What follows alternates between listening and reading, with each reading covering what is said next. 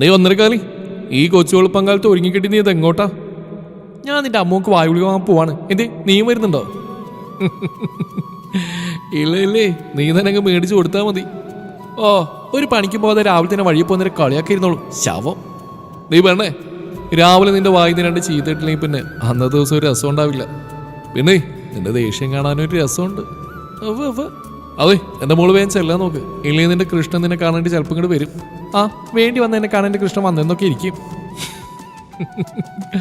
വേഗം ചെല്ല്. നീ 1:15 ചെല്ലുമ്പോഴേക്കും ഒരു സമയാവലോടി. 1:15 എന്നെ കൊണ്ടൊന്നും പറയിപ്പിക്കണ്ട. ചെറുക്ക, നിനക്കുള്ള മറുപടി ഞാൻ വന്നിട്ട് തരാട്ടോ എന്നും പറയാൻ നടന്നു. പച്ച പുതച്ച് കിടക്കുന്ന നെൽപ്പാടങ്ങളും കരയോട് കിന്നാരം ചൊല്ലി മന്ദം മന്ദം ഒഴുകുന്ന സുന്ദരി പുഴയും ചേർന്ന് പ്രകൃതി രമണീയമായ ആലത്തൂർ ഗ്രാമത്തിലെ പുത്തൂർ തറവാട്ടിലെ ഗോവിന്ദന്റെയും മീനാക്ഷിയുടെയും ഏകമകളായ ലക്ഷ്മിയാണ് ഞാൻ. ചിലർ ലച്ചു എന്ന് വിളിക്കും. പിന്നെ ഇപ്പൊ വിവേക് വിളിച്ച പോലെ മറ്റു ചിലർ 1:15 എന്ന് വിളിക്കാറുണ്ട്. അത് വേറൊന്നും കൊണ്ടല്ല കേട്ടോ, എൻ്റെ അടുത്ത കാലിന് അല്പം സ്വാധീനക്കുറവുണ്ടേ.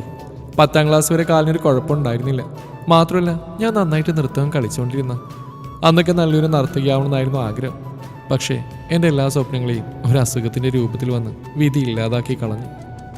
കൃത്യമായ ചികിത്സ കിട്ടാത്തതുകൊണ്ട് ഇടതുകാലിൻ്റെ സ്വാധീനം ഭാഗികമായിട്ടില്ലാതായി. അതോടെ പിന്നീട് ആ കാലിൻ നിലത്ത് അധികം ബലം കൊടുക്കാതെ ഞാൻ നടക്കുന്നു. അതുകൊണ്ട് എന്നെ നടപ്പേണ്ട ചെറിയൊരു മുടന്ത് പോലെ തോന്നും. അതിനാ ഇവരെല്ലാം കൂടി എന്നെ 1:15 എന്ന് വിളിക്കുന്നു. ആദ്യമൊക്കെ എല്ലാവരും അങ്ങനെ വിളിക്കുന്ന കേൾക്കുമ്പോൾ ഉള്ളിൽ ഭയങ്കര സങ്കടമായിരുന്നു. മരിച്ചാലോ എന്ന് പോലും തോന്നിപ്പോയിട്ടുണ്ട്. പക്ഷേ ഇപ്പോൾ കേട്ട് അതെനിക്കൊരു ശീലമായി. പക്ഷെ അമ്മയുടെ സങ്കടം മാത്രം ഇന്നും മാറിയിട്ടില്ല. ഇന്നും എൻ്റെ കാലിൻ്റെ കാര്യം പറഞ്ഞ് കരയാനേ അമ്മക്ക് നേരമുള്ളൂ. അതിനൊരു കാരണമുണ്ട്. ഞാൻ 8ാം ക്ലാസ്സിൽ പഠിക്കുമ്പോഴാണ് അച്ഛൻ മരിക്കുന്നത്. വലിയ തറവാടും തറവാട്ട് പേരും ഉണ്ടെങ്കിലും മരിക്കുന്നതിന് മുമ്പ് അച്ഛൻ വരുത്തി വെച്ച കടങ്ങളുടെ പേരിൽ സ്വത്തുക്കളെല്ലാം കടം വീട്ടാനായി വിൽക്കേണ്ടി വന്നു. പിന്നെ ആകെ മിച്ചം വന്ന ഈ തറവാട് മാത്രമാണ്. കയറിക്കിടക്കാൻ ആകെയുള്ള ഇത് മാത്രമായതുകൊണ്ട് അമ്മ ഇതാർക്കും വിറ്റില്ല. വന്നു കയറിയ നാളിൽ ഒരു രാജകുമാരിയെപ്പോലെ കഴിഞ്ഞ അമ്മ പിന്നെ എന്നെ പഠിപ്പിക്കാനും പട്ടിണി കിടക്കാതെ ഇരിക്കാനും ഒക്കെയായി വീട്ടു ജോലിക്ക് പോയി തുടങ്ങി. അങ്ങനെ ഇരിക്കുകയാണ് എനിക്ക് അസുഖം വന്ന്. അതിൻ്റെ പേരിൽ കഴിച്ച മരുന്നിൻ്റെ സൈഡ് എഫക്റ്റ് കാരണമാണ് എൻ്റെ കാലിൻ്റെ സ്വാധീനം കുറഞ്ഞത്. അത് മാറ്റിയെടുക്കാനുള്ള ചികിത്സക്കായി അമ്മ ഒരുപാട് പേരുടെ മുമ്പിൽ കൈനീട്ടി. ആ കൂട്ടത്തിൽ അറുത്ത് കൈക്ക് ഉപ്പ് തേക്കാത്ത അമ്മയുടെ ആംഗ്ലയും ഉണ്ടായിരുന്നു. പക്ഷേ അവരാരും സഹായിച്ചില്ലെന്ന് മാത്രമല്ല, അമ്മയെ ആട്ടിയിറക്കി വിടുകയും ചെയ്തു. അങ്ങനെ അന്ന് പണമില്ലാത്തതിൻ്റെ പേരിലാണ് കാലിങ്ങനെ ആയതെന്നും എൻ്റെ കയ്യിൽ കാശുണ്ടായിരുന്നെങ്കിൽ എൻ്റെ കുട്ടിക്ക് ഗതി വരില്ലായിരുന്നു എന്നൊക്കെ പറഞ്ഞാണ് അമ്മയുടെ കരച്ചിൽ. പാവം. അതുകൊണ്ട് തന്നെ അമ്മയ്ക്ക് വിഷമാവേണ്ടെന്ന് കരുതി ആരെങ്കിലും കളിയാക്കിയാൽ കൂടി ഞാനൊന്നും അമ്മയോട് പറയാറില്ല. എൻ്റെ സങ്കടങ്ങളെല്ലാം ഉള്ളിൽ ഒതുക്കാനേ ഞാൻ ഇതുവരെയും ശ്രമിച്ചിട്ടുള്ളൂ. കാരണം ഈ ലോകത്ത് എനിക്കെല്ലാം എൻ്റെ അമ്മയാണ്. ആ അമ്മയെ വിഷമിപ്പിക്കാൻ എനിക്കാവില്ല. അതെ, നിങ്ങളോട് ഇങ്ങനെ കഥയും പറഞ്ഞെന്നാലേ എനിക്ക് സമയത്തിന് ക്ഷേത്രത്തിൽ എത്താനാവില്ല. ബാക്കി ഞാൻ സമയം പോലെ വഴിയെ പറഞ്ഞുതരാം കേട്ടോ. നിറയെ ചെടികൾ പൂവിട്ട് നിൽക്കുന്ന വഴിയരികിൽ കൂടി പൂക്കളോടും കിളികളോടും കിന്നാരം പറഞ്ഞ് നടന്ന് നെൽക്കതിരുകൾ വിളഞ്ഞു പാകമായ പച്ച പുതച്ച് നിൽക്കുന്ന പാടത്തിനടുത്തെത്തി. അവിടെ ഒരു കലുങ്കുണ്ട്. അവിടെ ഇരുന്നാണ് നാട്ടിലെ പഞ്ചാരക്കുട്ടന്മാരെല്ലാം ചേർന്ന് വായി നോക്കിയിരുന്ന് പാടവരമ്പത്തൂടെ ക്ഷേത്രത്തിലേക്ക് പോവുകയും വരികയും ചെയ്യുന്ന സുന്ദരി കുട്ടികളെ കമൻ്റ് അടിക്കുന്നത്. അത്യാവശ്യം സുന്ദരിയാണെങ്കിലും പക്ഷെ എന്നെ ഇതുവരെ ഒരുത്തരം കമൻ്റ് അടിക്കാൻ വന്നിട്ടില്ല കേട്ടോ. എൻ്റെ കാലിനെ കുഴപ്പമുള്ളൂ, നാക്കിനൊരു കുഴപ്പമില്ലെന്ന് അവന്മാർക്കറിയാം. അതുകൊണ്ടാണ് തെറിക്കുത്തരം മുറിപ്പത്തിലെന്നും പറയും പോലെ ആരെന്ത് പറഞ്ഞാലും മുഖം നോക്കാൻ ഞാൻ ചുട്ടം മറുപടി കൊടുക്കാറുണ്ട്. ചുരുക്കം പറഞ്ഞാൽ നാട്ടിൽ അറിയപ്പെടുന്ന ഒരു കാന്താരി പെണ്ണാണ് ഞാൻ. കൂടാതെ ഒരു സ്വപ്നജീവി കൂടിയാണ്. എന്താണെന്നറിയില്ല, ഇന്ന് ഒറ്റൊരുത്തനെയും കാണുന്നില്ല. ചിലപ്പോൾ അമ്മമാർക്കും നേരം വെളുത്ത് കാണില്ല. ഞാൻ പതിയെ പാടവരമ്പത്തേക്ക് ഇറങ്ങി. കണ്ണെത്താ ദൂരം പച്ച പുതച്ച് നിൽക്കുന്ന നെൽപ്പാടം, അതിന് കുറുകെയുള്ള ഈ വരമ്പിലൂടെ നേരെ ചെന്നെത്തുന്ന ക്ഷേത്രത്തിലേക്കാണ്. പാടവരമ്പത്ത് കൂടി കൊയ്യാൻ പാകമായി കിടക്കുന്ന നെൽക്കതിരുകൾ മെല്ലിയൊന്ന് തഴുകിക്കൊണ്ട് നടന്നു. ദൂരെ നിന്നും കാറ്റിൽ ഒഴുകിയെത്തിയ കൊയ്ത്തുപാട്ടുകൾ എൻ്റെ കാതുകളിൽ മുഴങ്ങി. അതിനു താളം പിടിച്ചാവണം കാതിൽ കിടന്ന കമ്മലുകൾ നൃത്തം വെച്ചു. ഓരോ ചുവട് വെപ്പിലും എൻ്റെ കാലിലെ പാദസരങ്ങൾ കിലുങ്ങി. അതിൻ്റെ ശബ്ദം കേട്ടാവണം വിളഞ്ഞു നിന്ന നെൽക്കതിരുകൾ കൊത്തി തിന്നാനെത്തിയ കുഞ്ഞിക്കുരുവികൾ 4 പാടും ചിതറി പറന്നുപോയി. അങ്ങനെ കാഴ്ചകളൊക്കെ കണ്ട് ഞാൻ ക്ഷേത്രത്തിൻ്റെ മുമ്പിലെത്തി. ഏതൊരു ക്ഷേത്രത്തിനും തണലേകുന്ന താനാണെന്ന അഹങ്കാരത്തിലാവണം തറ ഉയർത്തി പിടിച്ചൊരാൽമരം ക്ഷേത്രത്തിന് മുന്നിൽ നിൽക്കുന്നുണ്ട്. ഓടക്കുഴൽ നാദം പോലെ മധുരമായ കാറ്റിൻ്റെ സംഗീതത്തിനൊത്തുന്ന വണ്ണം ആലിലകൾ നൃത്തം വയ്ക്കുകയാണ്. അതും കണ്ടുകൊണ്ട് ഞാൻ ക്ഷേത്രത്തിന് മുന്നിലേക്ക് നടന്നു. വെട്ടുകളിൽ തീർത്ത ചുറ്റുമതിൽ, ക്ഷേത്രത്തിൻ്റെ പ്രവേശന കവാടത്തിൽ മയിൽപ്പീലി ചൂടി ഓടക്കുഴൽ ഊതി നിൽക്കുന്ന നീലവർണ്ണനായ കൃഷ്ണൻ്റെ അതിമനോഹരമായ ശില്പം, ഭക്തർക്ക് സ്വാഗതമരളി നിൽക്കുന്നു. കണ്ണന്റെ വേണുഗാനത്തിലെല്ലാം മറന്ന് സ്വയം അതിൽ ലയിച്ച് ചേരും പോലെയാണ് ഈ ക്ഷേത്രത്തിൽ പ്രവേശിച്ചാൽ നമുക്ക് കിട്ടുന്ന അനുഭൂതി. എല്ലാ വിഷമങ്ങളും മറന്ന് ഉണ്ണിക്കണ്ണനെ കൺകുളിർക്കെ കണ്ടങ്ങ് നിന്നുപോകും. ഞാൻ നേരെ പ്രവേശന കവാടത്തിലൂടെ അകത്തേക്ക് കയറി. അവിടുന്ന് അല്പം ദൂരം നടപ്പന്തലിൽ കൂടി നടന്നാലാണ് ക്ഷേത്രത്തിനുള്ളിലേക്ക് പ്രവേശിക്കാൻ കഴിയുകയുള്ളൂ. നടപ്പന്തലിൽ ഒരു കല്യാണ മണ്ഡപവുമുണ്ട്. ഞാൻ നടപ്പന്തലിൽ കൂടി ക്ഷേത്രത്തിലേക്ക് നടന്നു. നടപ്പന്തലിൻ്റെ ഇടതുവശത്ത് ഒരാലുണ്ട്. അതിന് കീഴെ നാഗദേവതകളെ പ്രതിഷ്ഠിച്ചിരിക്കുന്നു. ഞാൻ അവിടെ നിന്ന് നടന്ന് ക്ഷേത്രത്തിനുള്ളിലൂടെ നാലമ്പലത്തിനുള്ളിലേക്ക് പ്രവേശിച്ചു. ഇവിടുത്തെ ശ്രീകോവിലിനുള്ളിൽ നീലക്കാർവർണ്ണനായ ഉണ്ണിക്കണ്ണനെ കിഴക്കോട്ട് ദർശനമായിട്ടാണ് പ്രതിഷ്ഠിച്ചിരിക്കുന്നത്. ഗണപതി, അയ്യപ്പൻ, വനദുർഗാ ഭഗവതി എന്നിവരാണ് ഉപദേവതകൾ. ഉണ്ണിക്കണ്ണനെ കൺകുളിർക്കെ കണ്ട് തൊഴുതു കഴിഞ്ഞാൽ ശ്രീകോവിലിനൊരു വട്ടം പ്രദക്ഷിണം വയ്ക്കണം. ഇവിടുത്തെ ശ്രീകോവിലിൻ്റെ ചുമരിൽ എത്ര കണ്ടാലും മതിവരാത്ത കൃഷ്ണലീലകളുടെ ചുമർ ചിത്രങ്ങൾ ആലേഖനം ചെയ്തിരിക്കുന്നു. ഇവിടെ മീനമാസത്തിലെ തിരുവോണ നാളിൽ തുടങ്ങുന്ന ഉത്സവം 10ാം ദിവസമായ രോഹിണി നാളിൽ ആറാട്ടോടുകൂടി സമാപിക്കും. ശരിക്കും ഈ ഗ്രാമത്തിൻ്റെ സകല ഐശ്വര്യങ്ങൾക്കും കാരണം ഈ ശ്രീകൃഷ്ണ ക്ഷേത്രം തന്നെയാണെന്ന് പറയാം. കൃഷ്ണനാമവും മനസ്സിൽ ഉരുവിട്ടുകൊണ്ടായി ഞാൻ നേരെ ശ്രീകോവിൽ മുമ്പിലെത്തി. ചന്ദനത്താൽ പൊതിഞ്ഞ തിരുമയും കഴുത്തിൽ നല്ല കൃഷ്ണ തുളസിപ്പൂ മാലയും കൊച്ചു കയ്യിലൊരിത്തിരി വെണ്ണയും മറ്റേ കയ്യിലൊരോടക്കുഴലുമായി പുൻസിരിയോടെ നിൽക്കുന്ന കണ്ണനെ കൺകുളിർക്കെ കണ്ട് ഞാൻ തൊഴുത് പ്രാർത്ഥിച്ചുകൊണ്ടിരുന്നു. ആ നീലക്കാർവർണ്ണന്റെ മനോഹര രൂപം മനസ്സിൽ തെളിഞ്ഞതോടെ ഓടക്കുഴൽ നാദത്തിലെന്ന പോലെ കണ്ണീരിലെൻ്റെ സങ്കടവും മലിഞ്ഞില്ലാതായി തുടങ്ങി. എൻ്റെ കൃഷ്ണ ഗുരുവായൂരപ്പ, 10,008 ഭാര്യമാര് പിന്നെ അത്രത്തോളം തന്നെ കാമികമാരൊക്കെ ഉണ്ടായിരുന്നു. എനിക്കെൻ്റെ വിഷമം പറഞ്ഞാൽ മനസ്സിലാവുമോ എന്നറിയില്ല. എന്നാലും പറയുമോ, എങ്ങനെയെങ്കിലും അവളെ വളയ്ക്കാനുള്ള ഒരു ഐഡിയ നീ എനിക്ക് കാട്ടിത്തരണേ എൻ്റെ ഭഗവാനെ എന്നാരോ അടുത്തുനിന്ന് പ്രാർത്ഥിക്കുന്ന കേട്ട് ചിരിയോടെ കണ്ണൂർ നോക്കുമ്പോൾ കണ്ടത് നന്ദനെയാണ്. നന്ദഗോപൻ എന്നോ മറ്റോ ആണ് മുഴുവൻ പേര്. കുറച്ചു നാൾ മുമ്പ് രാജീവ് എന്നൊരാൾ എന്നെ പെണ്ണ് കാണാൻ വന്നിരുന്നു. അന്ന് അയാളുടെ കൂടെ വന്ന കൂട്ടുകാരനാണ് ഈ നന്ദൻ. അന്ന് സ്ത്രീധനത്തിൻ്റെ പേരിൽ ആലോചന മുടങ്ങിപ്പോയിരുന്നു. പക്ഷെ അന്ന് തൊട്ട് ഇയാൾ എൻ്റെ പിന്നാലെയുണ്ട്. കട്ടത്താടിയും നെറ്റിയിൽ ചുവന്ന കുറിയുമണിഞ്ഞ് ചുണ്ടിൽ ചെറിയൊരു പുൻസിരിയോടെ താൻ എവിടെ പോയാൽ അവിടേക്ക് ഇയാളെ കാണാറുണ്ട്. കാണുമ്പോൾ ചിരിക്കുമെന്നല്ലാതെ നന്ദൻ ഇതുവരെ എന്നോടൊന്നും മിണ്ടിയിട്ടില്ല. എൻ്റെ നോട്ടം കണ്ടിട്ടാവണം പുള്ളിക്കാരൻ എന്നെ നോക്കിയൊന്ന് ചിരിച്ചു. അതുകണ്ട് തിരിച്ച് ചെറിയൊരു ചിരി പാസ്സാക്കിക്കൊണ്ട് ഞാനും നടന്നു. അപ്പോഴേക്ക് അമ്പലത്തിലെ പൂജാരി എൻ്റെ മുന്നിലേക്ക് വന്നു. ആ ലക്ഷ്മിക്കുട്ടി വന്നോ? ഇന്ന് എന്തേ താമസിച്ച്? അത് പിന്നെ ഇന്ന് രാവിലെ എഴുന്നേൽക്കാൻ അല്പം താമസിച്ചു പോയി തിരുമേനി. പിന്നെ ഇന്നലെ കുട്ടിയെ കാണാൻ വന്ന കൂട്ടരെന്ത് പറഞ്ഞു? ഓ, അവരും പതിവ് പല്ലവി പാടിയിട്ട് പോയി. ഈ മുളന്തിപ്പെണ്ണിനെ കെട്ടണമെങ്കിൽ സ്ത്രീധനത്തുക കൂടുതൽ വേണത്രേ. എന്തായാലും സ്ത്രീധനം മോഹിച്ച് വരുന്നതിന് മുമ്പിൽ കഴുത്തിണ്ടി കൊടുക്കാൻ എന്നെ കിട്ടില്ല. ആ സാരല്ല കുട്ടിയെ, ഓരോന്നിനും അതിൻ്റെതായ സമയമില്ലേ. സമയമാകുമ്പോൾ എല്ലാം ഭംഗിയായിട്ട് നടക്കും. വെറുതെ പറയാന്നല്ലാതെ ഒന്നും നടക്കാൻ പോകുന്നില്ല തിരുമേനി. നടക്കും കുട്ടിയെ. നിനക്കുള്ള രാജകുമാരനെ കണ്ണൻ തന്നെ നിന്റെ മുന്നിൽ കൊണ്ടുവന്ന് തരും എന്ന് തിരുമേനി പറഞ്ഞതും എവിടെ നിന്നോ വീശിയടിച്ച കാറ്റിൽ ഇളകിയാടി അമ്പലത്തിലെ മണിമുഴങ്ങി. കുട്ടി കേട്ടോ മണിയിളങ്ങിയത്? ഞാൻ പറഞ്ഞ പോലെ തന്നെ നടക്കുന്ന കണ്ണൻ പറഞ്ഞതാ. പിന്നെ ആ കാറ്റടിച്ചപ്പോൾ കിളിങ്ങിയതാ. അല്ലാതെ എന്നെ കേട്ടാൽ തുർക്കിയിൽ നിന്ന് ഇപ്പോൾ രാജകുമാരൻ വരും. ഒന്ന് പോ തിരുമേനി. വരും കുട്ടിയെ.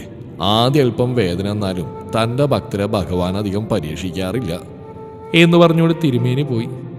ഇതൊന്നും ഒരിക്കലും നടക്കാൻ പോകുന്നില്ലെന്ന് അറിയാമെങ്കിലും തിരുമേനി പറഞ്ഞ വാക്കുകൾ ഒരു കാലത്ത് എൻ്റെ മനസ്സിനുള്ളിൽ ഞാൻ ഒളിപ്പിച്ചു വെച്ചിരുന്ന സ്വപ്നങ്ങൾ തന്നെ ആയിരുന്നു.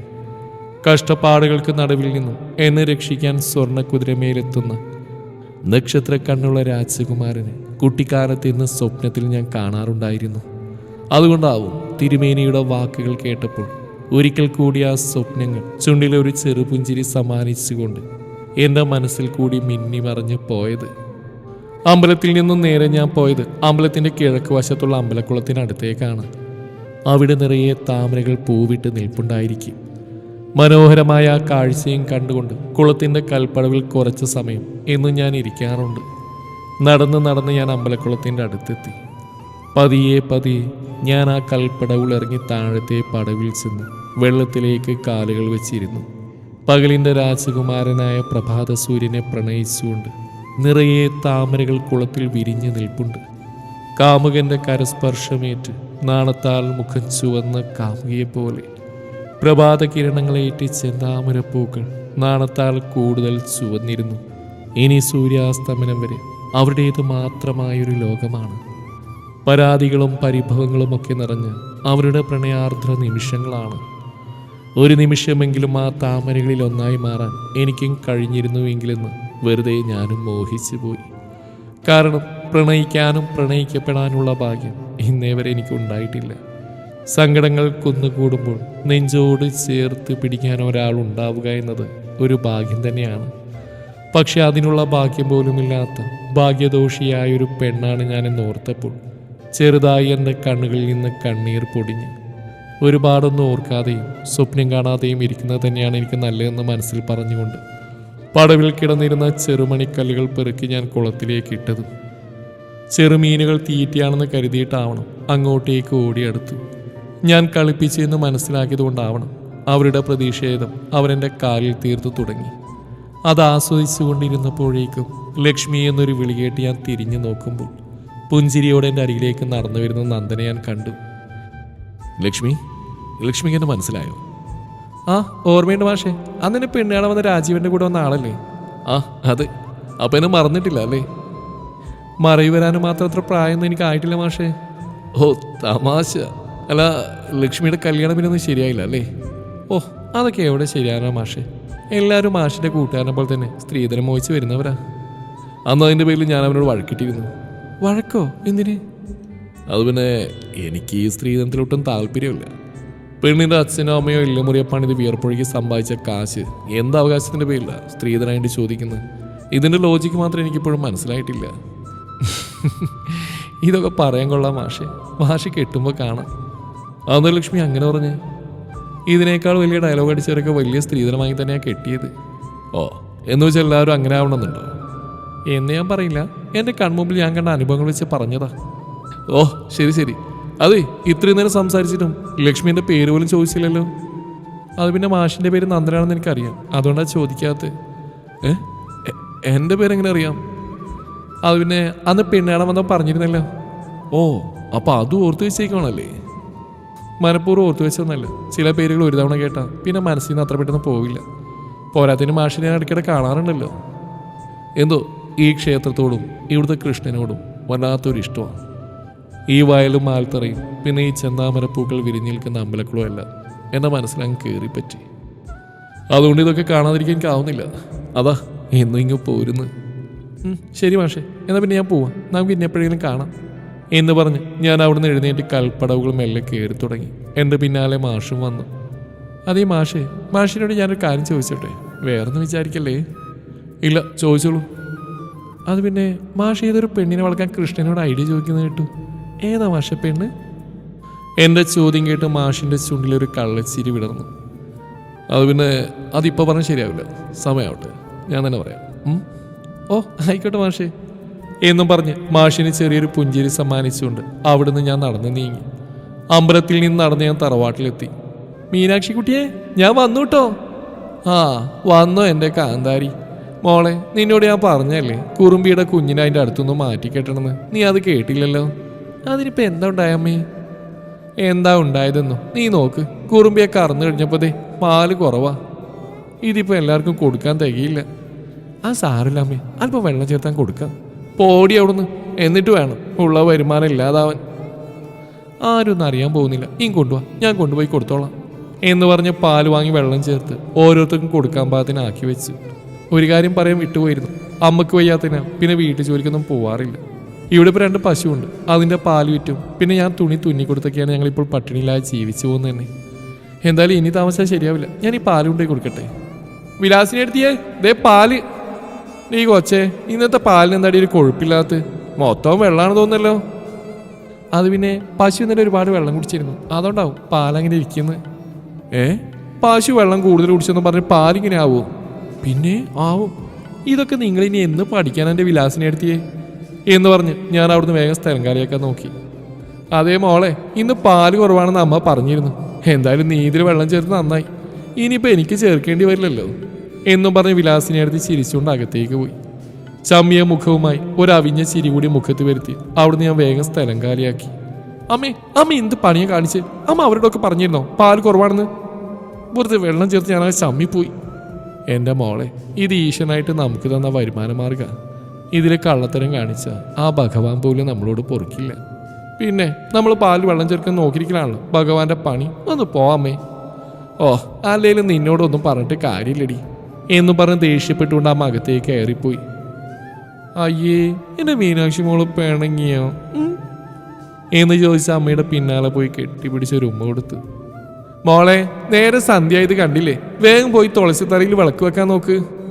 ഓഹ് എൻ്റെ അമ്മേ, ഞാനിപ്പോൾ കുളിച്ചേരി വന്നല്ലേ ഉള്ളൂ, ഞാൻ വെച്ചോളാം, അമ്മ ഒന്ന് സമാധാനപ്പെട് എന്ന് പറഞ്ഞ് ഞാൻ പോയി വിളക്കത്തിച്ചു കൊണ്ടുവന്ന് തുളസിത്തറയിൽ വെച്ച് തുളസിത്തറയ്ക്ക് ചുറ്റും വലം വെച്ച് പ്രാർത്ഥിച്ചു. എന്നും സന്ധ്യയ്ക്ക് തുളസിത്തറയിൽ വിളക്ക് വെച്ച് വലം വെച്ച് വന്നാൽ പിന്നെ ആ വീട്ടിൽ സങ്കടങ്ങൾ ഉണ്ടാവില്ലെന്നൊക്കെയാണ് പറയാറുള്ളതെങ്കിലും ഇവിടെ സങ്കടങ്ങൾക്കൊരു കുറവുണ്ടായിട്ടില്ല എന്നതാണ് സത്യം. മാനത്ത് രാവിൻ്റെ രാജകുമാരൻ പൂർണ്ണ രൂപത്തിൽ പുഞ്ചിരി തൂവി നിൽപ്പുണ്ട്. ചുറ്റുപാടും ആ നിലാവെളിച്ചത്തിൽ മുങ്ങിക്കുളിച്ച് നിൽക്കുകയാണ്. രാവിൻ്റെ രാജകുമാരനെ പ്രണയിച്ച ആമ്പൽ പൂക്കൾ ഇപ്പോൾ പ്രണയാർദ്ര മനസ്സുമായി പാടത്തെ കാറ്റിൽ തത്തി കളിക്കുന്നുണ്ടാവും. നീലാകാശത്ത് നിറയെ നക്ഷത്രങ്ങൾ അവരുടെ പ്രണയം കണ്ട് നാണത്താൽ കൺസിമ്മി നിൽക്കുകയാണ്. വടക്കേ പുറത്തെ മാവിൻ കൊമ്പിൽ ചേക്കേറാനായി വഴക്കിടുന്ന പക്ഷികളുടെ കലപില ശബ്ദം കേൾക്കാം. അമ്പിളിവെട്ടം പോരാ എന്ന് പറഞ്ഞുകൊണ്ടാവും പറമ്പിലൂടെ കുറേ മിന്നാമിനുങ്ങുകൾ പാറി പാറി നടക്കുന്നുണ്ട്. ചെമ്പകപ്പൂവിൻ്റെ ഉന്മാദ സുഗന്ധമുള്ള നേർത്ത തണുപ്പുള്ള കാറ്റും വീശി തുടങ്ങിയിരിക്കുന്നു. രാത്രിയുടെ സൗന്ദര്യം ആസ്വദിച്ചുകൊണ്ട് സമയം പോയതറിയാതെ സ്വയം അതിൽ അലിഞ്ഞു ചേർന്ന് നിൽക്കുമ്പോഴാണ് അമ്മ വിളിച്ചത്. പിന്നെ അവിടുന്ന് ഞാൻ നേരെ അമ്മയുടെ അടുത്തേക്ക് പോയി. പിന്നെ രാത്രിയിലേക്കുള്ള ഭക്ഷണമൊക്കെ തയ്യാറാക്കി കഴിച്ച് കിടക്കാൻ തുടങ്ങി. എൻ്റെ കയ്യിലൊരു കൊച്ചു കൃഷ്ണവിഗ്രഹമുണ്ട്. കുട്ടിക്കാലത്ത് ഗുരുവായൂർ പോയപ്പോൾ വാങ്ങിയതാണ്. എന്നും രാവിലെ എഴുന്നേൽക്കുമ്പോഴും രാത്രി കിടക്കും മുമ്പും അതിനോട് എന്തെങ്കിലുമൊക്കെ പറഞ്ഞ് വഴക്കൂടിയിട്ടേ ഞാൻ കിടക്കാറുള്ളൂ. പതിവ് പോലെ തന്നെ കൃഷ്ണവിഗ്രഹത്തിൻ്റെ മുന്നിൽ പോയി നിന്ന് ഓരോന്ന് പറഞ്ഞ് വഴക്കൂടിയിട്ട് ഞാൻ കിടന്നു. പതിയെ പതിയെ ഉറക്കത്തിലേക്ക് വഴുതി വീണു. ചെഞ്ചുവപ്പണിഞ്ഞ് അസ്തമിക്കാൻ വെമ്പുന്ന സൂര്യനെ കണ്ടുകൊണ്ട് മഞ്ഞിൻ പുതപ്പണിയാൻ കൊതിച്ചു നിൽക്കുന്ന നെൽച്ചെടികൾക്കിടയിൽ കൂടി പാടവരമ്പത്ത് കൂടി ഞാൻ നടക്കുകയാണ്. എൻ്റെ കാൽക്കൊലുസിൻ്റെ നാദം കേട്ടിട്ടാവണം പാടത്ത് നിന്നും നിറയെ മയിലുകൾ മയിൽപ്പീലികൾ പൊഴിച്ചുകൊണ്ട് പറന്നുപോയി. പക്ഷേ ആ മയിൽപ്പീലികൾ കാറ്റിൽ പാറിപ്പറന്ന് നൃത്തം വെച്ച് കളിക്കുകയാണ്. അതിലൊരു മയിൽപ്പീലിയായി മാറാൻ എൻ്റെ മനസ്സും വെമ്പൽ കൊണ്ടു. ആ നേരം അകലെ എവിടെ നിന്നോ ഒരു ഓടക്കുഴൽ നാദം കേട്ടു. ഞാൻ നോക്കുമ്പോൾ കണ്ടത് പാടത്തിനക്കരെ ദീപാലങ്കാരത്തിൽ മുങ്ങിക്കുളിച്ച് നിൽക്കുന്ന ക്ഷേത്രത്തെയാണ്. അതിനു മുന്നിൽ നിൽക്കുന്ന മുത്തശ്ശിയാനിൻ്റെ ചുവട്ടിൽ ആൽത്തറക്ക് മുന്നിൽ മുണ്ടും ഷർട്ടും അണിഞ്ഞൊരാൾ നിൽപ്പുണ്ട്. ആളുടെ മുഖം വ്യക്തമായി കാണാൻ കഴിയുന്നില്ല. അതാരാണെന്നറിയാനായി ഞാൻ വേഗം അങ്ങോട്ട് നടന്നു. പതിയെ പതിയെ ആ മുഖം എൻ്റെ കൺമുമ്പിൽ തെളിഞ്ഞു വന്നു.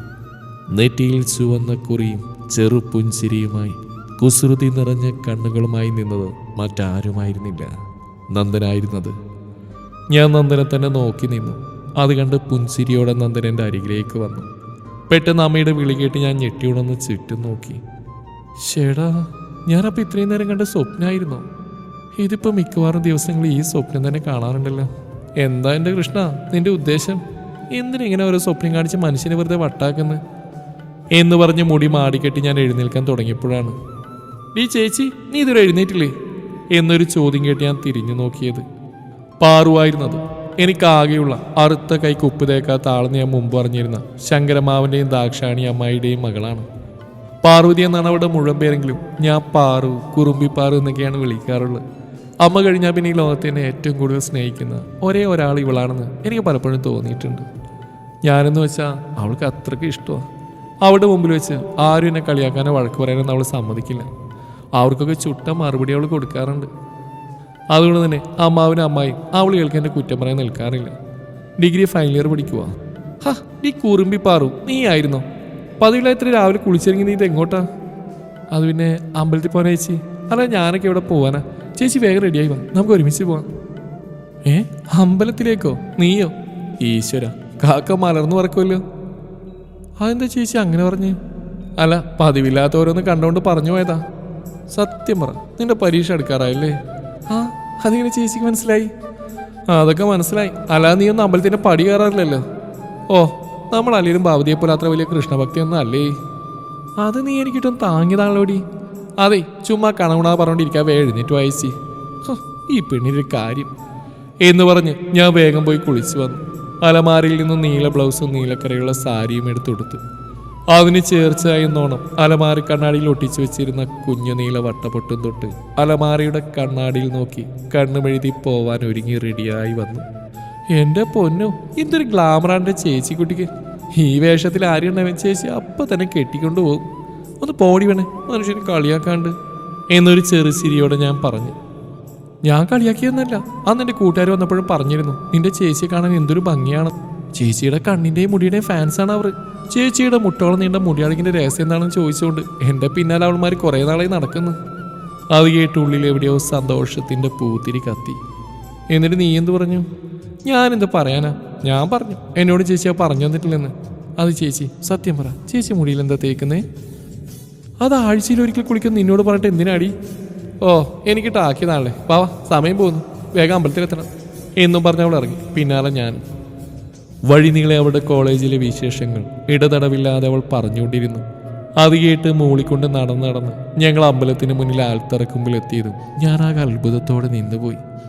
സ്വപ്നത്തിൽ ഞാൻ കണ്ടതുപോലെ തന്നെ മുണ്ടും ഷർട്ടും അണിഞ്ഞ് നന്ദൻ നിൽക്കുന്നു. കാറ്റിൽ പാറിപ്പറക്കുന്ന മയിൽപ്പീലികൾക്ക് പകരം ആലിലകൾ കാറ്റിൽ പാറിപ്പറന്ന് നിലത്തേക്ക് വീണുകൊണ്ടിരുന്നു. ചുറ്റും തുമ്പികൾ പാറിപ്പറന്ന് കളിച്ച് നടക്കുന്നു. അകലെ എവിടെയോ ഇരുന്ന് ഇണയെ മാടി വലിക്കുന്ന കുയിലിൻ്റെ കൂവൽ ശബ്ദം കേൾക്കാം. ഒരു സ്വപ്നത്തിൽ എന്ന പോലെ ഞാൻ നടന്ന് നന്ദൻ്റെ അരികിലെത്തി. ഞങ്ങളെ കണ്ടതും നന്ദനൊന്ന് പുഞ്ചിരിച്ചു. ആഹാ, മാഷി ഇവിടെ ഉണ്ടായിരുന്നോ? ആ, ഞാൻ വന്ന് തൊഴുതിറങ്ങിയതേ ഉള്ളൂ. ഇതാണ് കൂടെ പുതിയൊരു അതിഥി. ഇത് പാറു, എൻ്റെ അനിത്യ. നന്ദേട്ടനല്ലേ? എന്നെ മനസ്സിലായോ എന്ന പാറുവിൻ്റെ ചോദ്യം കേട്ട് ഇവൾക്ക് എങ്ങനെ മാഷിനെ അറിയാമെന്ന സംശയത്തിൽ ഞാൻ അവളെ നോക്കി. ഇല്ല, എങ്ങനെ അറിയാം? നന്ദേട്ടൻ, ഞാൻ ചേട്ടൻ്റെ അനിയത്തി പൂജയുടെ കൂടെ പഠിക്കുന്നത്. ഞാനൊരിക്കൽ നിങ്ങളുടെ വീട്ടിലൊക്കെ വന്നിട്ടുണ്ട്, പക്ഷെ അന്ന് ചേട്ടൻ അവിടെ ഇല്ലായിരുന്നു. അന്ന് അവിടെ വെച്ച് ചേട്ടൻ്റെ ഫോട്ടോ കണ്ടൊരു ഓർമ്മയുണ്ട്, അതാ ഞാൻ കണ്ടോടനെ ചോദിച്ചു. ഓ, അപ്പോൾ അവൾ പറയാറുള്ള കോളേജ് ഗ്യാങ്ങിൻ്റെ ലീഡർ പാറു അത് താനാണല്ലേ? അതെ അതെ. അല്ല, ചേട്ടനും ചേച്ചി തമ്മിൽ എങ്ങനെയാ പരിചയം? ഓ, അതെൻ്റെ കൂട്ടുകാരൻ തൻ്റെ ചേച്ചി പെണ്ണാൻ വന്നിട്ടുണ്ട്. കൂടുതൽ ഞാനുണ്ടായിരുന്നു. പിന്നെ ഒന്നും അമ്പലത്തിൽ വെച്ച് ഞങ്ങൾ കാണാറുണ്ട്. അങ്ങനെ അങ്ങ് പരിചയപ്പെട്ടു പോയി അല്ലേടോ എന്നും പറഞ്ഞ് മാഷ് എന്നെ നോക്കി. ഞാനൊന്ന് പുഞ്ചിരിച്ച്, ഡി വാടി പെണ്ണെ, പോയി തൊഴുതിട്ട് വരാം എന്നും പറഞ്ഞ് ഞാൻ അവിടെ കയ്യിൽ പിടിച്ച് വലിച്ചുകൊണ്ട് ക്ഷേത്രത്തിലേക്ക് കയറി. ഉഷപൂജ കഴിഞ്ഞ് ശ്രീകോവിൽ തുറന്നിരുന്നു. മുന്നിൽ ഭക്തിയോടെ നിറകണ്ണുകളുമായി നിൽക്കുന്നവർ ഉന്തും തള്ളും ഉണ്ടാക്കുന്നില്ല. അമ്പലത്തിലെ തിരുമേനി നൽകിയ ഇലക്കീറിലെ ചന്ദനം നെറ്റിയിൽ തൊട്ട് കണ്ണനെ മതിവരുവോളം കണ്ണിൽ കണ്ട് തൊഴുതവരങ്ങനെ നിൽക്കുകയാണ്. ഞാൻ പാറുവുമായി ശ്രീകോവിലിന് മുമ്പിലെത്തി. ചന്ദനത്തിൻ്റെ മാസ്മരിക ഗന്ധം എല്ലായിടത്തും തങ്ങി നിൽപ്പുണ്ട്. ഞാൻ ശ്രീകോവിനുള്ളിലേക്ക് നോക്കി. കത്തിയെരിയുന്ന വിളക്കിൻ്റെ നേരിയ വെട്ടത്തിൽ ചെറുപുൻസിരിയോടെ നിൽക്കുകയാണ് നീലക്കാർവർണ്ണനായ എൻ്റെ കള്ളക്കണ്ണൻ. ഞാൻ കണ്ണുകളടച്ച് പ്രാർത്ഥിക്കാൻ തുടങ്ങിയതും കൺമുമ്പിൽ തെളിഞ്ഞത് മാഷിൻ്റെ പുൻസിരിക്കുന്ന മുഖമായിരുന്നു. എൻ്റെ കൃഷ്ണ, ഇതെന്ത് പരീക്ഷണം എന്നും ചോദിച്ച് ഞാൻ കണ്ണനെ നോക്കിയപ്പോൾ ശ്രീകോവിനുള്ളിൽ ഒരു കുസൃതി ചിരിയോടെ കണ്ണൻ നിൽക്കുന്നതായി എനിക്ക് തോന്നി. നിന്റെ കുസൃതി എൻ്റെ അടുത്ത് വേണ്ട കേട്ടോ എന്ന് മനസ്സിൽ പറഞ്ഞുകൊണ്ട് കണ്ണനെ കൺകുളിർക്കെ കണ്ട് തൊഴുത് തിരുമേനി തന്ന ഇലക്കീറിലെ ചന്ദന നെറ്റിയിൽ ചാർത്തിയപ്പോൾ ശരീരവും മനസ്സും ചന്ദനത്തിൻ്റെ കുളിരിൽ അലിഞ്ഞു ചേർന്ന പോലൊരു സുഖമായിരുന്നു. പ്രാർത്ഥനയും കഴിഞ്ഞ് ശ്രീകോവിലിന് ചുറ്റും പ്രദക്ഷിണവും വെച്ച് നേരെ കൊടിമരത്തിന് മുന്നിലെ കൽവിളക്കിന് മുന്നിലെത്തി. അവിടെ നിന്ന് ഒരിക്കൽ കൂടി ഭഗവാനെ തൊഴുത് പുറത്തേക്ക് ഇറങ്ങിയതും നന്ദൻ ആൽത്തറയിൽ ഇരിപ്പുണ്ടായിരുന്നു. ഹാ, മാഷി ഇതുവരെ പോയില്ലായിരുന്നോ? ഏയ് ഇല്ലടോ, ഇവിടെ ഇങ്ങനെ കാഴ്ചകളും കണ്ട് കാറ്റേറ്റിരുന്ന സമയം പോകുന്ന അറിയില്ല. എന്നാൽ മാഷി കാഴ്ചയും കണ്ട് കാറ്റുകൊണ്ടിരുന്നോളൂ, ഞങ്ങൾ പോവാ എന്ന് പറഞ്ഞ് ഞാനവൾ നടന്നു. ഇനി ഇരിക്കുന്നില്ല, ഞാൻ വരുവാ എന്നും പറഞ്ഞ് മാഷ് ഞങ്ങളുടെ പിന്നാലെ വന്നു. പാടവരമ്പിലൂടെ മുന്നിൽ പാറവും തൊട്ടു പിന്നിൽ ഞാനും, എനിക്ക് പിന്നിലായി മാഷ് നടന്നു. അതിനിടയിൽ ഞാൻ തട്ടി വീഴാൻ ഒരുങ്ങിയതും ഒന്ന് നോക്കി നടക്കണ ലക്ഷ്മി എന്നും പറഞ്ഞ് മാഷിനെ കയറി പിടിച്ചു. ഞാൻ മാഷിൻ്റെ മുഖത്തേക്ക് ഉറ്റുനോക്കി. മധുരമൂറുന്ന പുഞ്ചിരിയുമായി കണ്ണിൽ കുസൃതി നിറച്ചുള്ള മാഷിൻ്റെ ആ നോട്ടം പതിച്ചത് എൻ്റെ ഹൃദയത്തിൻ്റെ അകത്തളത്തിലേക്കായിരുന്നു. ഏതോ പൂർവ്വജന്മബന്ധമുള്ളിൽ അലയടിക്കുന്നത് പോലെ തോന്നി. എനിക്കെന്താണ് സംഭവിക്കുന്നത് എന്ന് പോലും മനസ്സിലാവാതെ ഞാൻ മാഷിനെ നോക്കി നിന്നു. എൻ്റെ കയ്യിൽ തെറ്റി ചേച്ചി എന്ന് പാറി വിളിച്ചപ്പോഴാണ് എനിക്ക് പരിസരബോധം വന്ന്. മാഷിൻ്റെ മുഖത്ത് അപ്പോഴും ആളമയക്കുന്ന വശ്യമായ ആ പുഞ്ചിരി നിറഞ്ഞു നിന്നിരുന്നു. നാളത്തിൽ പൊതിഞ്ഞൊരു പുഞ്ചിരി മാഷിനെ തിരിച്ച് സമ്മാനിച്ചുകൊണ്ട് ഞാൻ നടന്നു. റോഡിലെത്തിയതും മാഷിനോട് യാത്ര പറഞ്ഞ് ഞങ്ങൾ തറവാട്ടിലേക്ക് നടന്നു. ചേച്ചി, നന്ദേട്ടനെ കാണാൻ എന്താ ഭംഗിയല്ലേ.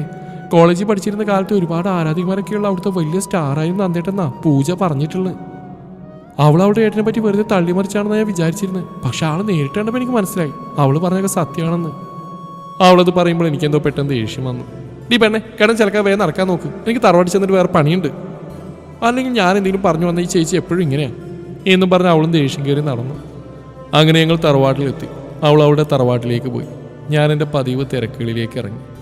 നേരം സന്ധ്യയായി. പതിവ് പോലെ തന്നെ തുളസിത്തറയിൽ സന്ധ്യാദീപം വെച്ച് ഉമ്മറത്ത് ഞാനിരുന്നു. രാവിൻ്റെ രാജകുമാരൻ പുഞ്ചിരി തൂവി നീലാകാശത്ത് ഇന്നും നിൽപ്പുണ്ട്. മണവാളനെ കണ്ട പുതുമണവാട്ടിയെപ്പോലെ നിലാവ് കണ്ട് രാത്രി നാണിച്ചു നിൽക്കുന്ന പോലെ എനിക്ക് തോന്നി. അവരുടെ പ്രണയം കണ്ട അസൂയയിൽ കൺചിമ്മി നിറയെ നക്ഷത്രപ്പൂക്കളും ആകാശത്ത് വിരിഞ്ഞു നിൽപ്പുണ്ടായിരുന്നു.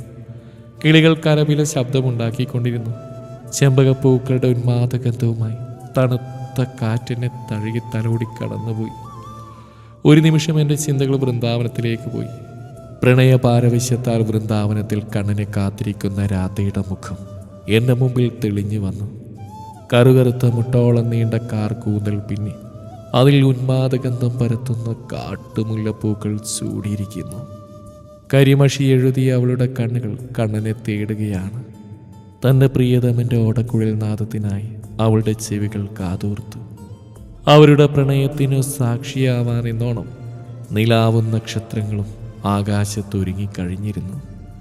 നിറയെ ചെന്താമരകൾ പൂവിട്ട് നിൽക്കുന്ന തീർത്ത കുളത്തിലൂടെ അരയന്നങ്ങൾ നീന്തി തുടിക്കുകയാണ്. രാത്രി എന്നത് മറന്ന് കിളികൾ പാട്ട് മൂളി തുടങ്ങി. ഇടയിൽ കാറ്റെന്തോ സ്വകാര്യം രാധയുടെ കാതുകളിൽ മൊഴിഞ്ഞ് കടന്നുപോയി. നേരമേറെ കഴിഞ്ഞിട്ടും തൻ്റെ പ്രിയതമൻ വരാതായതോടെ അവളുടെ മുഖത്ത് കാത്തിരിപ്പ് വിഫലമായതിൻ്റെ നിരാശ പടർന്നു. എങ്കിലും അവളുടെ മനസ്സപ്പോഴും പ്രണയ പാരവശ്യത്താൽ തുടിച്ചുകൊണ്ടിരിക്കുകയായിരുന്നു. ഒരിക്കലും സ്വന്തമാക്കാനാവില്ലെന്നറിഞ്ഞിട്ടും രാധയ്ക്ക് എങ്ങനെ കൃഷ്ണനെ ഇത്രമേൽ അഗാധമായി പ്രണയിക്കാനായി? എനിക്കും രാധയായി മാറാൻ കഴിഞ്ഞിരുന്നുവെങ്കിൽ, രാധയെപ്പോലെ ഒന്നും മോഹിക്കാതെ പ്രണയിക്കാൻ കഴിഞ്ഞിരുന്നുവെങ്കിൽ എന്ന ചിന്തയിൽ നിന്നും എൻ്റെ മനസ്സ് നൂലില്ല പട്ടം കണക്കെ പാറി പറന്നു തുടങ്ങി. കണ്ണന് പകരം പതിയെ പതിയെ മാഷിൻ്റെ പുഞ്ചിരിക്കുന്ന മുഖം എൻ്റെ മനസ്സിൽ തെളിഞ്ഞു വന്നുകൊണ്ടിരുന്നു. മാഷിൻ്റെ കണ്ണുകൾക്ക് എന്തോ ഒരു കാന്തിക ശക്തിയുണ്ട്. ആ നോട്ടം എൻ്റെ മനസ്സിൽ നിന്ന് പോകുന്നേയില്ല. ഏതോ പൂർവജന്മ ബന്ധമുള്ള പോലെ ആ കണ്ണുകൾ ഇപ്പോൾ എൻ്റെ ഹൃദയത്തിലേക്ക് ആഴ്ന്നിറങ്ങിയിരിക്കുന്നു. മാഷിൻ്റെ മനസ്സിൽ മറ്റാരുണ്ടെന്ന് അറിഞ്ഞിട്ടും എനിക്ക് എന്തോ ഒരിഷ്ടം മാഷിനോട് തോന്നി തുടങ്ങിയിരിക്കുന്നു. മാഷിനെക്കുറിച്ച് ഓരോന്ന് ചിന്തിക്കുമ്പോൾ എൻ്റെ ഹൃദയമിടിപ്പുകൾക്ക് വേഗം കൂടുന്നത് പോലെ തോന്നി. എൻ്റെ ഉള്ളിലുണ്ടായിരുന്ന സങ്കടങ്ങളെല്ലാം സന്തോഷത്തിന് വഴിമാറിയതുപോലെ. ഇതുവരെ സഞ്ചരിക്കാത്ത വഴികളിലൂടെ എന്തോ തേടി എൻ്റെ മനസ്സ് സഞ്ചരിച്ച് തുടങ്ങിയിരിക്കുന്നു. ഇത്രയും നാൾ തോന്നാത്തൊരടുപ്പമാണ് മാഷിനോട് എനിക്കിപ്പോൾ തോന്നി തുടങ്ങിയിരിക്കുന്നത്. എൻ്റെ ചുണ്ടിൽ ഒരു ചെറു പുഞ്ചിരി വിടർന്നു. ചുവന്ന് തുടുത്ത എൻ്റെ കവിളത്ത് നാണത്തിൻ്റെ നുണക്കുഴി പൂവ് വിരിഞ്ഞു. ആ ഒരു നിമിഷം കൊണ്ട് ഞാൻ നന്ദൻ്റെ രാധയായി മാറുകയായിരുന്നെന്ന് എനിക്ക് തോന്നി. എനിക്ക് ചുറ്റും അപ്പോൾ പ്രണയത്തിൻ്റെ വർണ്ണശലഭങ്ങൾ പാറി പറന്ന് കളിച്ചുകൊണ്ടിരുന്നു. സ്വപ്നങ്ങളുടെ വർണ്ണച്ചിറകുടർത്തി ഒരു നിശാശലഭമായി എൻ്റെ മനസ്സും പാറിപ്പറന്ന് തുടങ്ങിയപ്പോഴേക്കും എൻ്റെ കണ്ണുകൾ മുറ്റത്ത് നിന്ന ചെമ്പകമരച്ചുവട്ടിലേക്ക് പോയി. ചെമ്പകമരത്തിൻ്റെ പിന്നിലെ ഇരുളിൽ നിറയെ മിന്നാമിനുങ്ങുകൾ പാറിക്കളിക്കുന്നു. മിന്നാമിനുങ്ങളുടെ ആ നുറുങ്ങുവെട്ടത്തിൽ നിന്നും നിലാവെളിച്ചത്തിലേക്ക് ഒരാളെൻ്റെ മുന്നിലേക്ക് നടന്നു വന്നുകൊണ്ടിരുന്നു. നിലാവിൻ്റെ വെളിച്ചത്തിൽ തെളിഞ്ഞു വന്നൊരാ മുഖം കണ്ട് എൻ്റെ കണ്ണുകൾ എനിക്ക് വിശ്വസിക്കാനായില്ല. നിലാവുദിച്ചതുപോലെ മുഖ സൗന്ദര്യവുമായി ചെറുപുഞ്ചിരിയോടെ മാഷത എൻ്റെ മുമ്പിൽ നിൽക്കുന്നു. എന്തു പറയണമെന്നറിയാതെ ഞാൻ ആ കണ്ണുകളിലേക്ക് തന്നെ നോക്കി നിന്നു. പെട്ടെന്ന് അമ്മയുടെ വിളിയേട്ട് ഞാൻ നെട്ടിത്തിരിഞ്ഞു നോക്കി. എന്തൊരു ഇരിപ്പാടി പെണ്ണെ, നീ ഇത് ആരൊക്കെയാവുകൊണ്ടിരിക്കുക എന്നും ചോദിച്ച അമ്മ മുന്നിൽ നിൽക്കുന്നു. ഞാൻ ചുറ്റും നോക്കി. അപ്പം ഇത്രയും നേരം ഞാൻ കണ്ട സ്വപ്നമായിരുന്നു. നീ പെണ്ണെ, നിനക്കിത് എന്തു പറ്റി? നീ ഇതാരെയാ നോക്കുന്നു എന്ന അമ്മയുടെ ചോദ്യത്തിന് നാണത്തിൽ കലർന്നൊരു പുഞ്ചിരി മറുപടിയായി നൽകി ഞാൻ അകത്തേക്ക് കയറിപ്പോയി. ഷേടാ, ഇവൾക്ക് ഇത് എന്തു പറ്റി എന്നും പറഞ്ഞ് അമ്മ അകത്തേക്ക് കയറിപ്പോയി. നീ പെണ്ണെ, സന്ധ്യക്ക് ഇങ്ങനെ ഉമ്മർത്തിക്ക് നാവും കണ്ടിരിക്കുന്ന അത്ര നല്ലതിനല്ല. ഗന്ധർവൻ കൂടുന്നൊക്കെയാ പഴമക്കാര് പറയുന്നത്. എൻ്റെ ഉള്ളിലൊരു ഗന്ധർവൻ കുടിയേറി പ്രതിഷ്ഠയും കഴിഞ്ഞെന്ന് ഭാവ അമ്മയുണ്ട് അറിയുന്നു. അതോർത്തപ്പോൾ എൻ്റെ ചുണ്ടിലൊരു മന്ദഹാസം വിടർന്നു. പതിവ് ജോലികളൊക്കെ തീർത്ത് അമ്മയ്ക്കൊപ്പം ഭക്ഷണം കഴിച്ച് കിടക്കാൻ തയ്യാറെടുത്തു. എന്നും കൃഷ്ണവിഗ്രഹത്തിൽ നോക്കി വഴക്ക് കൂടി എനിക്ക് ഇന്നതിന് കഴിയുന്നില്ല. കണ്ണനോട് പരാതികളോ പരിഭവങ്ങളോ പറയാനായി ഒന്നും തന്നെ എൻ്റെ നാവിൻ തുമ്പിൽ വന്നില്ല. ഒരു കുസൃതി ചിരിയോട് ഓടക്കുഴൽ ചുണ്ടിൽ വെച്ച് നിൽക്കുന്ന കൃഷ്ണന് ചെറുപുഞ്ചിരി സമ്മാനിച്ചുകൊണ്ട് ഞാൻ ഉറങ്ങാൻ കിടന്നു. എത്ര ശ്രമിച്ചിട്ട് ഉറങ്ങാൻ കഴിയുന്നില്ല. നിദ്രാദേവി എൻ്റെ അടുക്കിലേക്ക് വരാൻ മടിക്കുന്ന പോലെ. കണ്ണടക്കുമ്പോഴെല്ലാം മാഷിൻ്റെ മുഖം എൻ്റെ കൺമുമ്പിൽ തെളിഞ്ഞു വരുന്ന പോലെ ഞാൻ തിരിഞ്ഞു മറിഞ്ഞു കിടന്നു നോക്കി. തുറന്നു കിടന്നിരുന്ന ജനൽപ്പാളികൾക്കിടയിലൂടെ ചെമ്പകപ്പൂക്കളുടെ ഉന്മാദഗന്ധമുള്ള കാറ്റ് അകത്തേക്ക് കയറി എന്നെ തഴുകി കടന്നുപോയി. മുറിയാകെ ചെമ്പകപ്പൂക്കളുടെ മാസ്മരിക സുഗന്ധം നിറഞ്ഞു. നിലാവിൻ്റെ സൗന്ദര്യത്തിൽ മതിമറന്ന് നിറയെ ചെമ്പകപ്പൂക്കൾ വിരിഞ്ഞിട്ടുണ്ടാവും. നിലാവെളിച്ചം ജനൽപ്പാളികൾക്കിടയിലൂടെ ഒളികണ്ണിട്ടെന്ന പോലെ നോക്കുന്നുണ്ട്. പാലപൂക്കുന്ന പൗർണമി രാവുകളിൽ കന്യകമാരെ തേടിയിറങ്ങുന്ന ഗന്ധർവന്മാരെ പറ്റി പണ്ട് മുത്തശ്ശി പറഞ്ഞു കേട്ടിട്ടുണ്ട്. പക്ഷേ ഇന്നിവിടെ ചെമ്പകം പൂവിട്ടപ്പോൾ എൻ്റെ ഉള്ളിലൊരു ഗന്ധർവൻ കുടിയേറിയിരിക്കുന്നു. നീല വജ്രക്കല്ല് പതിച്ച കിരീടം വെച്ച് കഴുത്തിൽ സ്വർണവും മുത്തുകളും പതിപ്പിച്ച മാലകൾ അണിഞ്ഞ് രോമാവൃതമായ നെഞ്ച് വിരിച്ച് വശ്യമായ പുഞ്ചിരിയും പ്രണയം നിറഞ്ഞ തുളുമ്പിയ കണ്ണുകളുമായി വരുന്ന ഗന്ധർവനായി ഞാൻ മാഷിനെ ഒന്ന് സങ്കല്പിച്ച് നോക്കി. അറിയാതെ എൻ്റെ ഉള്ളിലൊരു നാണം കലർന്ന പുഞ്ചിരി വിടർന്നു. അങ്ങനെ മാഷിനെക്കുറിച്ച് ഓരോന്ന് ചിന്തിച്ച് ഞാൻ പതിയെ ഉറക്കത്തിലേക്ക് വഴുതി വീണു. പുലർച്ചെ കോഴി കൂവുന്ന കേട്ടാണ് ഞാൻ കണ്ണു തുറന്നത്. പതിവിൽ കവിഞ്ഞൊരു സന്തോഷത്തോടെയാണ് ഞാൻ എഴുന്നേറ്റത്. എത്രയും വേഗം പണികളൊക്കെ തീർത്ത് അമ്പലത്തിലേക്ക് പോവാനായി എൻ്റെ മനസ്സ് വെമ്പൽ കൊണ്ടു.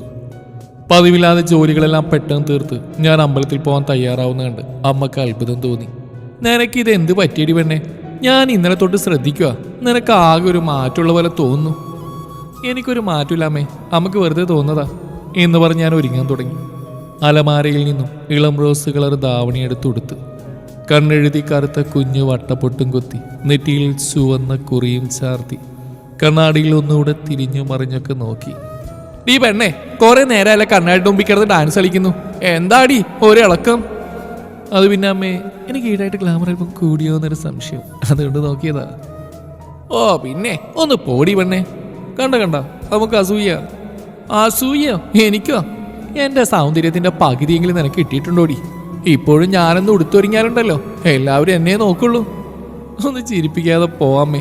മുടി നരച്ച് പടികളവിയായി, എന്നിട്ട് ഇപ്പോഴും മധുരപ്പതിനെയാണെന്നാ വിചാരം. മുടി അല്പം നരച്ചു എന്ന് വെച്ച് എനിക്കെന്താടി ഒരു കുറവ്? ഒരു കുറവുമില്ലേ അമ്മ, സുന്ദരി കുട്ടി തന്നെയാ കേട്ടോ. ഇനിയും സംസാരിച്ചെന്നാലേ അമ്പലത്തിൽ നിന്നാ താമസിക്കും. ഞാൻ പോയിട്ട് വരാട്ടോ എന്നും പറഞ്ഞ് ഞാൻ അവിടുന്ന് ഇറങ്ങി. വഴിയോരം നിൽക്കുന്ന പൂക്കളിൽ മെല്ലെ തഴുകി ഒരു മൂളിപ്പാട്ടും പാടി ഞാൻ നടക്കുന്നതിനിടയിലാണ് കുമാരേട്ടൻ മുന്നിൽ വന്ന്. ആഹാ, ഇന്നെന്താ മോള് ഭയങ്കര സന്തോഷത്തിലാണല്ലോ. പിറന്നാളോ വല്ലതും ആണോ? ഏയ് അല്ല. ഇന്നെന്തായാലും നല്ല സുന്ദരി കുട്ടിയായിട്ടുണ്ടല്ലോ. അമ്പലത്തിലേക്കാണോ? അത് കേട്ട് ചുണ്ടിൽ ചെറിയൊരു പുഞ്ചിരി വിടർന്നു.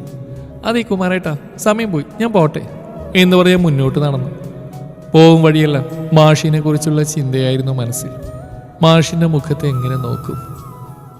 അത്രമേൽ വശ്യമായ പുഞ്ചിരിയോടെ കുസൃതി നിറഞ്ഞ മാഷിന്റെ നോട്ടത്തിന് മുന്നിൽ പിടിച്ചേൽക്കാൻ എൻ്റെ മനസ്സിനായെന്ന് വരില്ല. അങ്ങോട്ട് കയറി ഇഷ്ടമാണെന്ന് പറഞ്ഞാൽ എന്നെ പറ്റി മാഷ് എന്ത് വിചാരിക്കും? അയ്യേ, വേറെ പരിപാടി, അതെന്തായാലും വേണ്ട എന്നും പറഞ്ഞ് നടന്ന് ഞാൻ പാടവരമ്പത്തെത്തി. കൊയ്ത്തുപാട്ടുകൾ ഈണത്തിൽ ആരൊക്കെയോ പാടുന്നുണ്ട്. അതിൻ്റെ താളത്തിൽ നെൽച്ചെടികൾ കാറ്റിൽ നൃത്തം വയ്ക്കുന്നു. നെൽമണികൾ കൊത്തി തിന്നാനെത്തിയ കുഞ്ഞിക്കുരുവികൾ പാടത്തിന് ചുറ്റും പാറി പറക്കുന്നുണ്ട്. നെൽക്കതിരുകളെ തഴുകി തലോടി പാടവരമ്പത്തുകൂടി ഞാൻ ആൾത്തറക്ക് മുമ്പിൽ എത്തി. ഞാൻ ചുറ്റുമൊന്ന് നോക്കി. മാഷിനെ അവിടെയെങ്കിലും കാണാനില്ല. ഇനിയിപ്പോൾ അമ്പലത്തിനുള്ളിലായിരിക്കുമെന്ന് കരുതി ഞാൻ അമ്പലത്തിനുള്ളിലേക്ക് കയറി. മുന്നോട്ടുള്ള ഓരോ അടി നടക്കുമ്പോഴും എൻ്റെ കണ്ണുകൾ മാഷിനെ തിരയുകയായിരുന്നു. കള്ളക്കണ്ണൻ്റെ മുമ്പിൽ നിന്നപ്പോഴും പ്രദക്ഷിണ വഴിയിലും എൻ്റെ കണ്ണുകൾ മാഷിനെ തിരഞ്ഞുകൊണ്ടിരുന്നു.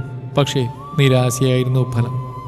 ചിലപ്പോൾ ഇപ്പോൾ വരുമായിരിക്കും, എന്തായാലും കാത്തിരിക്കാമെന്ന ചിന്തയോടെ ഞാൻ അമ്പലക്കുളത്തിനരികിലേക്ക് പോയി. കണ്ണിന് കുളിരേകുന്ന അസുലഭ പ്രണയ മുഹൂർത്തം അവിടെ അരങ്ങേറുകയായിരുന്നു. കുളത്തിൽ നിറയെ താമരപ്പൂക്കൾ വിരിഞ്ഞു നിൽക്കുന്നു. കൃഷ്ണനെ ചുറ്റും നിന്ന കാമുകിമാരെന്നോണം സൂര്യൻ്റെ പ്രണയം കൊതിച്ച് അവൻ്റെ ചുംബനം കൊതിച്ച് നിൽക്കുന്ന പോലെയാണ് എനിക്ക് തോന്നിയത്. മെല്ലെ കൽപ്പടവുകളിറങ്ങി ഞാൻ താഴത്തെ കൽപ്പടവിൽ ചെന്നിരുന്നു. ചെറുമണി കല്ലുകൾ പെറുക്കിയെടുത്ത് കുളത്തിലേക്ക് എറിഞ്ഞുകൊണ്ട് വെള്ളത്തിലേക്ക് കാൽ നീട്ടിയിരുന്നു. നേരം കടന്നുപോയിക്കൊണ്ടേയിരുന്നു. മാഷിനെ കാണുന്നേയില്ല. നിരാശയുടെ കറുപ്പിനിലേക്ക് പടർന്നു കയറി. എൻ്റെ മുഖം മെല്ലെ വാടി തുടങ്ങി.